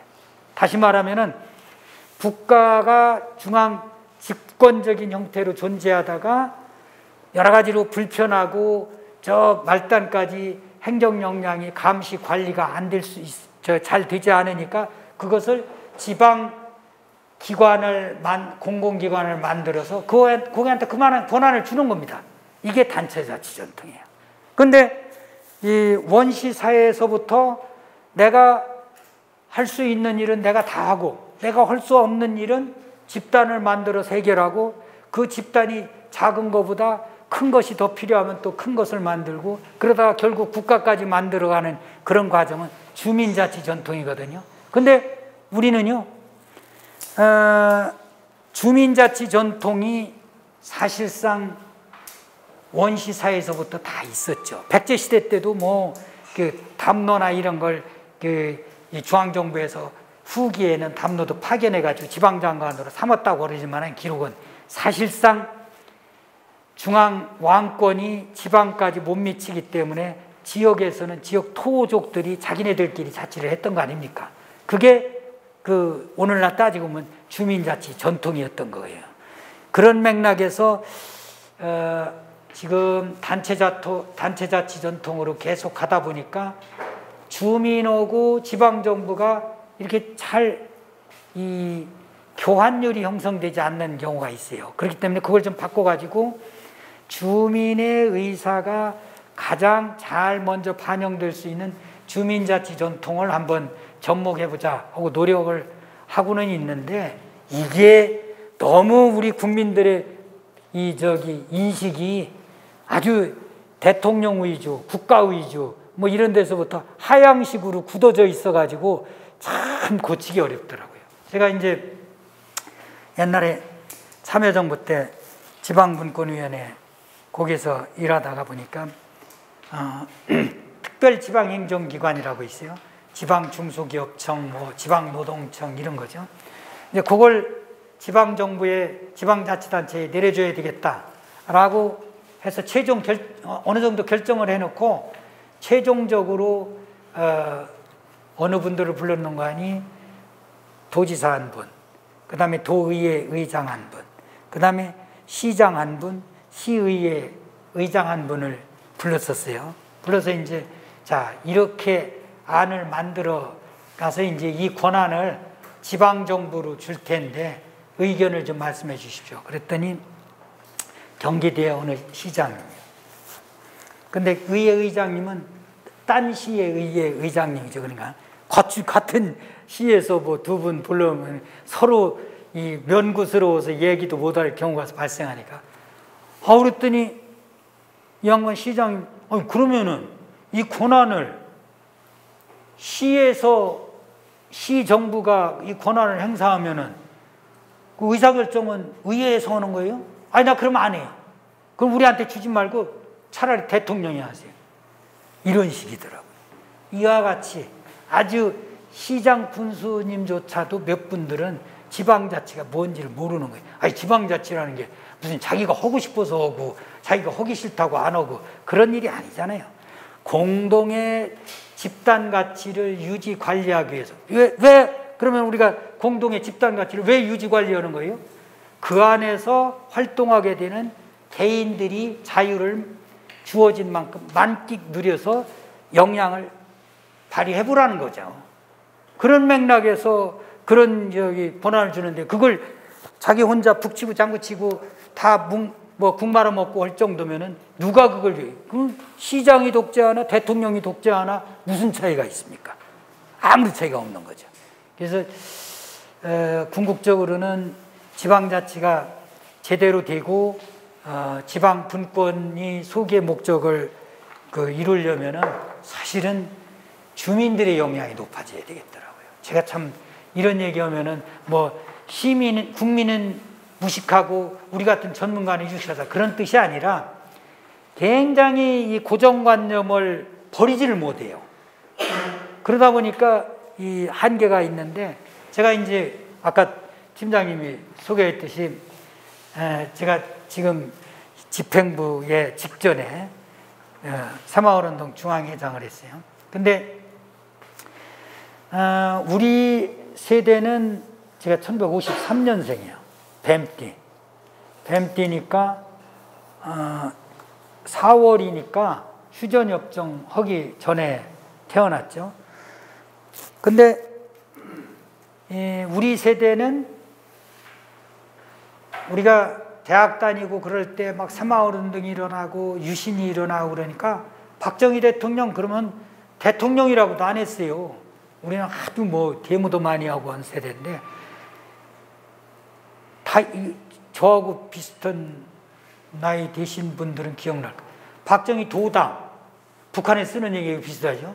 근데 독재자. 이런 식으로 얘기했어요.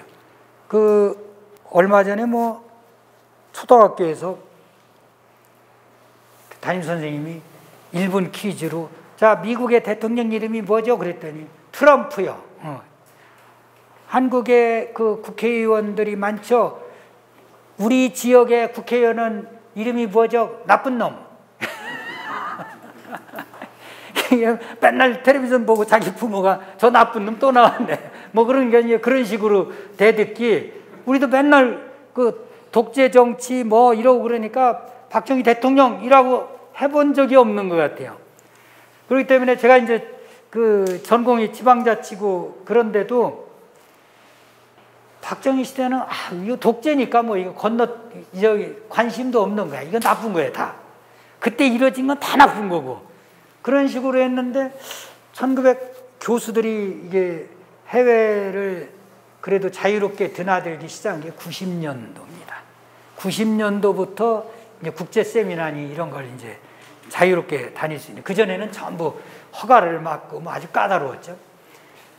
근데 외국을 가면은 외국 교수들이 아이고 한국의 새마을운동 당신 지방자치하니까 그쪽으로 이게 뛰어난 업적이라는데 한번 설명해봐 그런데 제가 쥐뿔이나 아는 게 있어야죠. 예, 쥐뿔은 없으니까 내가 몰라도 되지만은 이 새마을운동 엄연히 있었고 외국에서 이렇게는 그게 이제 제가 돌아와서 외국 사람들이 이런 정도로 얘기할 거면 뭔가 있지 않을까 해가지고 새마을운동을 90년대 중반서부터 제 나름대로 연구를 해보기 시작한 거예요. 그런데 놀랍게도 새마을운동에 관한 연구 실적을 보니까 대부분 위대하신 박정희 대통령 영도력 하에야 전부 용배어천가야.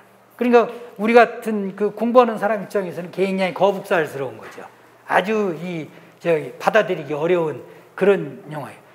그래서 2013년에 새마을운동에 관한 82,084건 문건이 세계 기록유산으로 등재가 돼요. 이건 세계에서 이런 방대한 동일 정책이나 프로그램에 대하여 이렇게 다양한 집단이 객관적으로 자기네들의 헌행위를 기록한 문건이 없다네요. 전 세계적으로. 그래서 이제 올랐는데 거기를 보면은 기가 막힙니다. 여기 뭐 서천군 어디 무슨 마을 얘기하면은 기분 나쁠 수도 있으니까 부여 기분 나쁜 얘기할게요.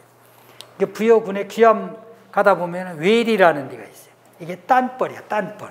아주 외지 사람들이 모여서 마을을 이루기 시작해가지고 강둑 개간하면서 살던 그런 아이들. 그러니까 타지 사람들이 몰려서 했으니까 동질감도 없어요. 집단 가치도 없고. 그러니까 뭐 내가 주인이고, 아이고 저 사람들 의식할 것 없이 뭐 이렇게 살던 마을인데 여기서 이제 새마을운동을 두 번째, 첫 해는 그냥 무조건 나눠주니까 세멘트 받아다가 길 조금 하는데 말고, 두 번째 채택이 안 되니까 정부로부터 아무것도 못 받았어요. 그러니까 안 했고, 세 번째 가만히 보니까 옆마을에서 새마을운동 해가지고 세멘트 500부대 받고 또 훈장도 탔다는데, 우리도 안 되겠다. 그래서 군대를 갔다 온 사람이 다시 모이라고 했어요. 모이라고, 이게 회의록에 그대로 써 있는 거예요. 모이라고 해가지고 지치면은 47가구가 모여서 야, 우리도 마을 사람들끼리 뭔가 좀 하자. 그러면서 이제 논의한 끝에 단무지 물을 그때부터 심기 시작했더구만요. 보니까 부여 딴벌에서는 닭광을 이제 해가지고 일본으로 이제 수출하는 그런 게 있었던가 봐요. 그걸 담기 위해서 각자 단무지를 담고 그러는데 이게 저장 기간을 놓치면 상품 가치가 팍 떨어진대요.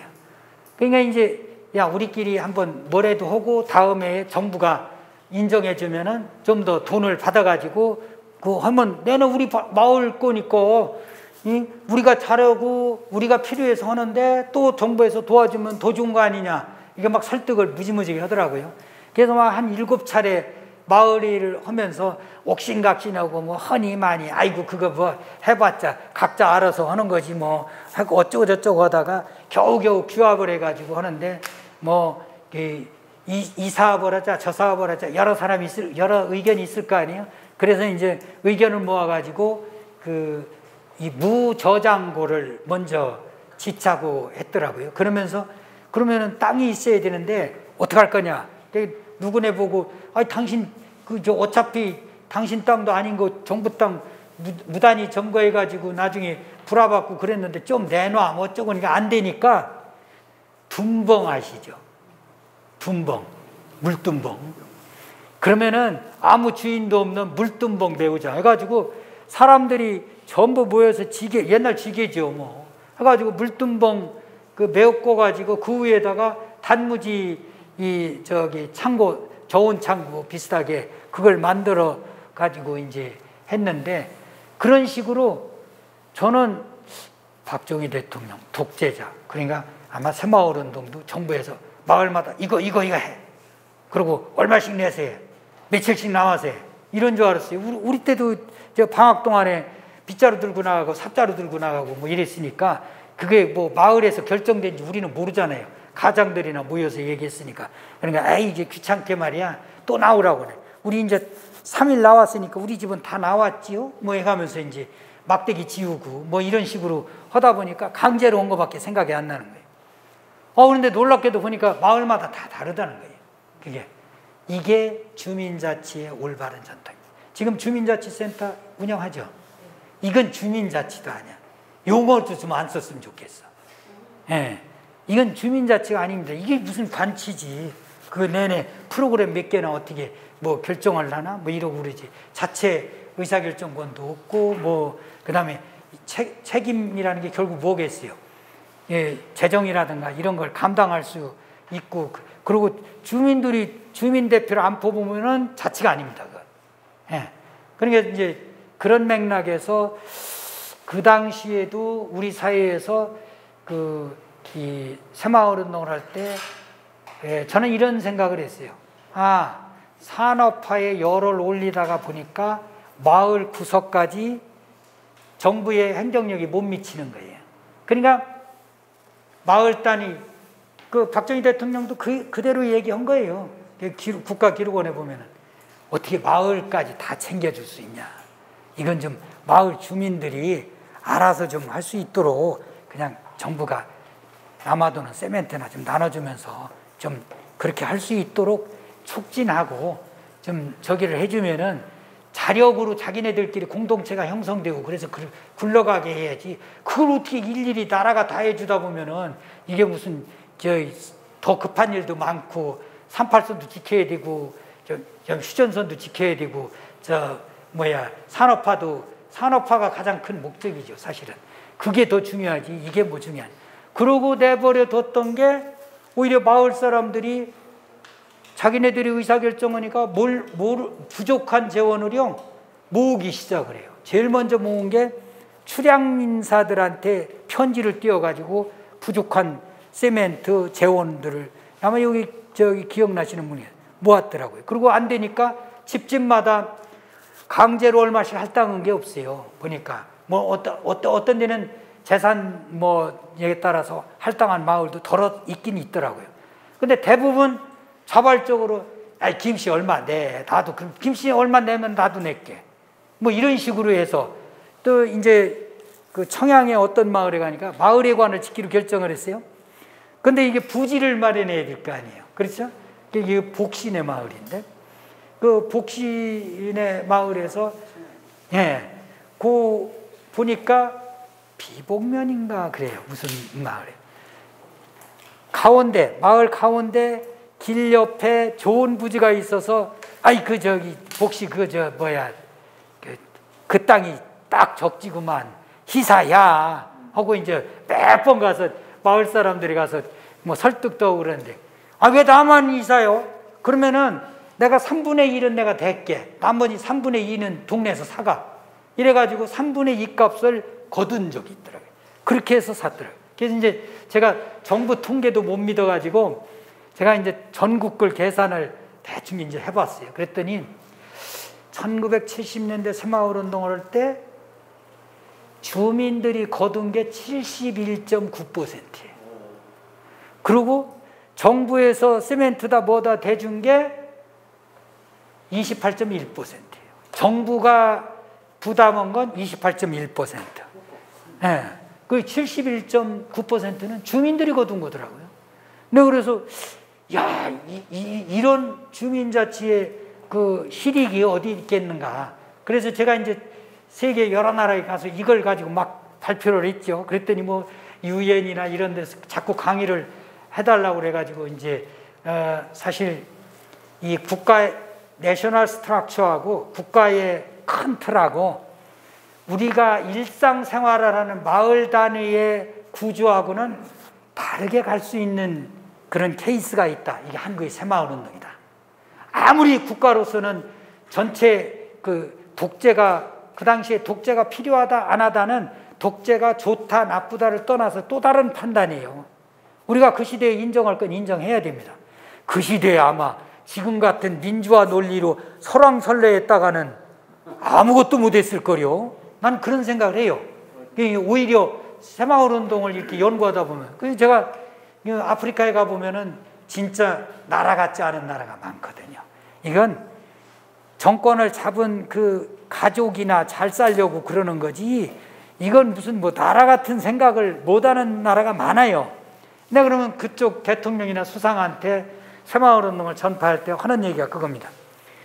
당신 이 통치권이 어디 이 불악 같은데 안 미치더구만. 그런 데는 추장이 우선이지. 아무리 중앙정부에서 정권 잡은 대통령이 뭐라고 하더라도 어느 지역의 추장이 야 그거 내버려둬라. 무슨 국간지도 오고 있어. 그러면 안 넣는 거예요. 그리고 공무원도 마찬가지예요. 예. 그래서 내가 새마을운동을 하면은 당신 통치권이 저 말단까지 잘 미친다. 그러면 이제 그때부터 관심을 갖는 거죠. 그래서 이제 제가 이 지방자치와 전혀 관계없는 것 같은 얘기처럼 들리실지 모릅니다만은 지금은 우리 1970년대 새마을운동이 아마 일어나기 어려울 거예요. 너무 이 도를 지금 국민 수준이라든가 의식 수준이라든가 민주화에 대한 개념이 전혀 다르기 때문에 집단 가치를 위해서 뭐 희생적인 마을 지도자 나와라 그러면 어이구 내가 지금 내 새끼 교육시키기도 바쁜데 그거 가서 그거 할 사람 별로 없거든요. 제가 개인주의와 집단주의를 지방자치를 설명하면서 논하는 이유가 그거예요. 그런데 그럼에도 불구하고 마을 단위에 누구나 다 매일 얼굴을 맞댈 수 있는 그런 생활권, 요거의 공동가치를 높이지 않으면은 자본주의도 병든 유약한 그런 체제라는 거. 사회주의는 작동하지 않는 건 뻔한 거고 자본주의도 위험하다는 거예요.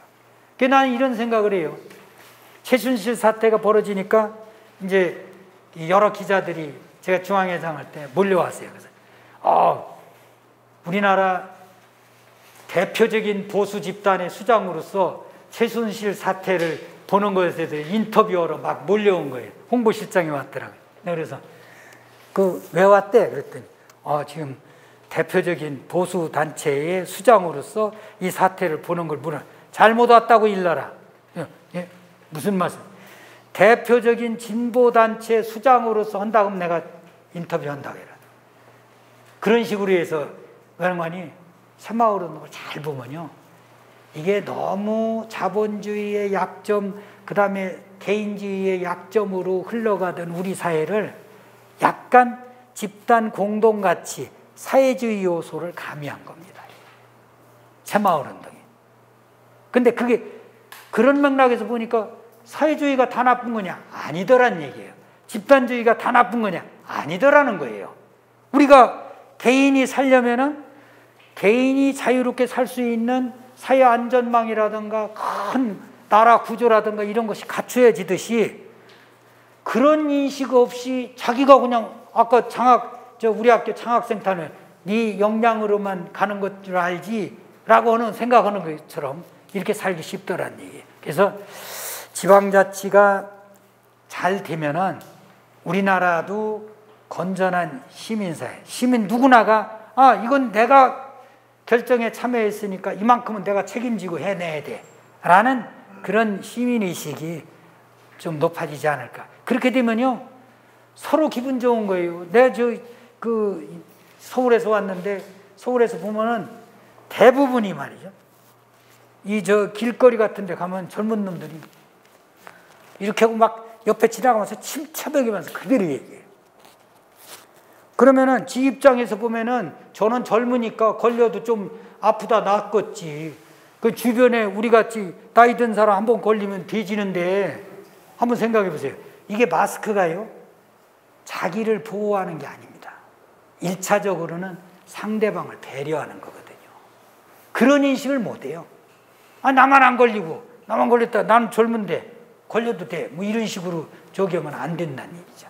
이런 시민정신이 없어진다는 얘기는 너무 자기 개인 본위의 사고로 가기 때문에 오늘날 지방자치를 통해서 내가 속한 마을, 내가 속한 지역사회, 내가 속한 서천군, 충청남 도민으로서의 나, 이런 것도 한번 생각해 볼 필요가 있다는 거죠. 그게 나라를 먼저 생각하면은 허상해요. 이건 나라라는 개념이 우리한테 뭐가 있겠어요? 별로 그렇게 큰 의미가 없습니다. 북한을 막아내고 중국으로부터 견제하고 이럴 때나 있지, 전쟁이 일어나지 않으면 나라의 소중함을 잘 몰라요. 근데 문제는 평소 생활에 있어서 내 지역사회에 당장 어느 마을은 살기 좋고 거기에 가니까 뭐 여러 가지가 안전하니까 집값이 올라가더라. 이런 거 눈에 띄거든요. 왜 강남이 집값이 올라가고 그러겠어요? 강남으로서 살아가는 사람들이 최소한의 뭘 하기 때문에 그런 거라는 생각을 해봐야죠. 그렇다면은 내 지역, 내 마을, 이거 무슨 내가 지나가더라도 나의 존재가, 나의 자유가 무단히 짓밟혀지지 않는 그런 틀을 마을에서부터 만들어 가면은 그 마을 살기 좋은 곳이야. 그 인심 후에 거긴 뭐가 되겠어요? 집값이 올라가고 또 거기에서 삶으로써 기쁨도 있을 테고, 그런 게 지방자치라니. 지방자치가 뭐 어려운 게 아니죠. 사실 우리 생활이기 때문에 결국은 저는 그런 맥락에서 국회의원이나 대통령이나 장관이나 이런 사람들의 비리는 우리가 잘 몰라요. 그렇잖아요. 피부로 와닿지도 않고. 그런데 이 서천군의회 의원이나 서천군수님이 뭐 하나 잘못했다면 금방 내 눈에 띄잖아요. 그걸 갖다가 침소봉대해가지고 그러니까 지방자치 필요 없다, 이런 식의 논리를 피는 사람들이 그건 어불성설이라. 그러면은 국가를 위해서 너도 죽어줄 수 있어야 된다는 얘기예요. 그러니까 지방자치는 가장 근본적인 거, 또 가장 근본적인 걸 구축하기 위해서 지금 중앙정부가 과도하게 가지고 있는 권한을 지방정부로 내려줘야 되는데, 그런 맥락에서 주민들이 호응을 안 하면은 아까 경기도의 어떤 시장 말대로 그런 식의 이야기만 해버리면은 우리가 우리 것을 챙겨 먹기 어려운 그런 시대가 될 것이다. 결국 나의 발전이 나라 발전으로 이어지지 않는, 그러니까 나라와 내가 괴리가 되는 그런 현상들이 일어나기 때문에 지방자치가 필요하다, 그런 얘기죠.